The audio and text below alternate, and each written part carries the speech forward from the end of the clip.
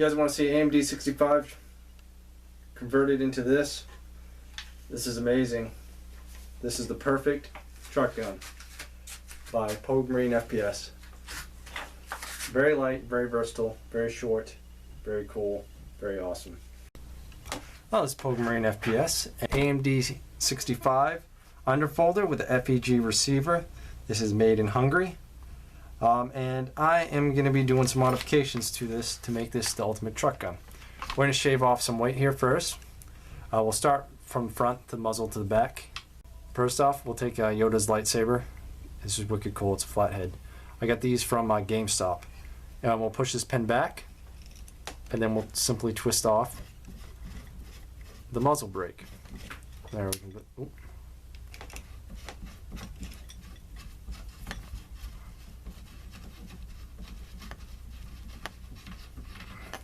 Now we'll set this muzzle brake aside, probably put it in the parts kit, or parts drawer, and then we'll simply put this one on. If you're wondering where I get this one, it's from my DDI. But this is a slant muzzle brake. Tapco makes them as well. And remember, it's left-handed thread. I was just doing it right-handed thread, but remember, it's left-handed thread. It's an AK. I'm used to working on AR-15s. Don't yell at me. All right, now once you get it to there, take your lightsaber or your flathead screwdriver and get that down as far as you can. And it can either go, there's slots for left or right. So if you're left-handed, you can have it going in the left-handed position. If you're right-handed, you can go in the right-hand position. So we're going to have it shoot over to the left since I'm right-handed. And there's that installed. Lost a little bit of weight there. I don't know how much, but these things are solid, the ones it comes with. And these things are really just a slant muzzle brake, so they're really light. So now that we replaced the muzzle brake, we got to disassemble this to install the rest of these parts. Take off the cover like normal, slide out the guide rod spring, slide out the bolt carrier with this, as well as the bolt carrier group. Oh yeah, remember to take the safety off. And we'll set those sides apart. We'll set them over here. I got it cluttered.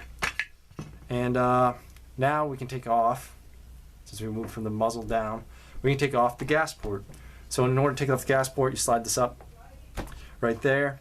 Get it so it's level. Wow, that came out really easy. That was nice. Pull out the gas port. And then with the Ultimac, you're also going to have to remove, you can't just simply drop it in like that, but you're going to have to remove the lower handguard as well. With the AMDs, they're a little bit different, but it's just minor. Take your Phillips head, if you can get to it. If you can't get to it, just kind of put it up. I use my thumb to protect the rifle. Use that for leverage. There you go. Kind of shimmy this forward. If it doesn't want to shimmy forward, get a brass hammer or get a little plastic end hammer. Bang it a little bit, shake it loose. And then since this has a hand here, just kind of wiggle it forward. And there we go. The little front retainer here that retains the handguard is a little bit different. So you're going to have to do modifications to the handguard. I got the handguard right over here. And it is a wooden one. I want to put a wooden one in there because I don't like the way the other one is. But so if it was a normal AK, you'd slip this up. You take this, start pushing that on the receiver, but it's not that easy. Yeah, I refinished it. It looks a lot better than normal. But all right, so that's good that the wood is nice and tight in there. But here we're gonna have to make some modifications. And we're going to have to make this fit in there. It's two dimples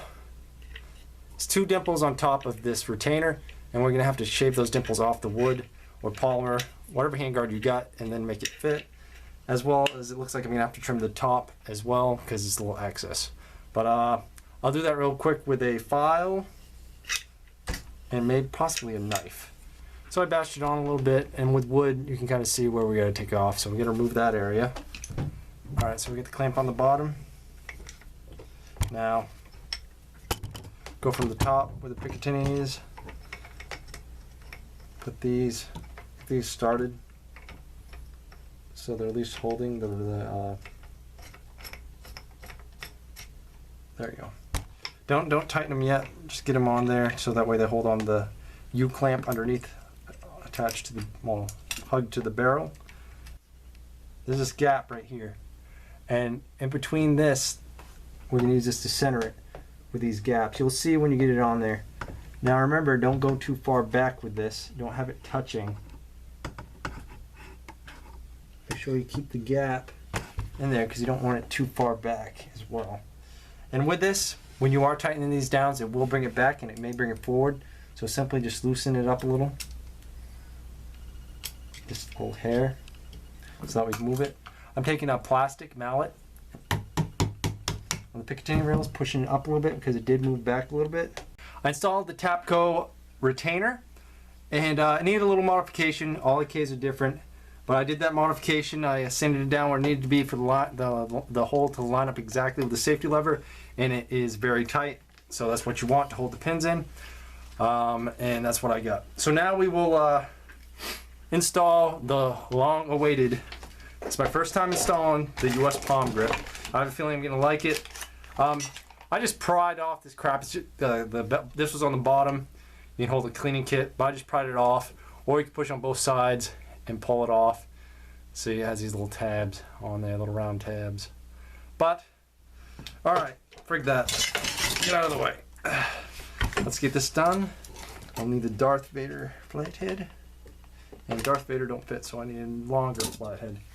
All right, so I got a bigger one, but it's actually a smaller head. It's not the right size, but it works, and I'll screw this one off. So let's get this one off.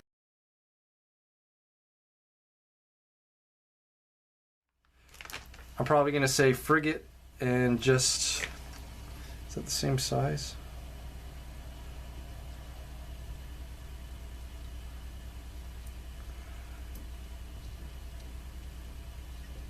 All right, so I'm gonna install it not with the one I'm supposed to. I'm gonna install it with the older one, with the original screw, because it's the same size and I don't have a hex. So I'm improvising by using this and a flathead. Take a permanent marker. Make sure you're clearing the bolt carrier, and then mark your holes and then drill your holes. And I'm going to do it on my drill press, so I'm not going to bring my camera over there, but pretty much drill those holes out, and I'll show you how I'm going to attach it. You can do it in multiple ways, screws, that's the easiest, but I'm going to rivet it in so it looks more professional. And that is snug. So that works out pretty well, it's nice and snug. But let's see if it interferes with the bolt. If it don't, then we're just leaving it as is. But let's see. So, alright, that's how I riveted a sling in my AMD 65. Now on to the next modification. I am just going to put a sling on it. So if you guys, pretty sure you guys know how to put on a sling, and it matters what sling you got. I got a brand new Chinese surplus sling. So this is pretty self-explanatory. This is for the cheek riser from AMD Tech. Clip on two clips. You pretty much align the holes. Put the screw in the hole. And then get it situated where you want it, where you want your cheek weld. So that concludes my video on the AMD 65 is the perfect truck rifle.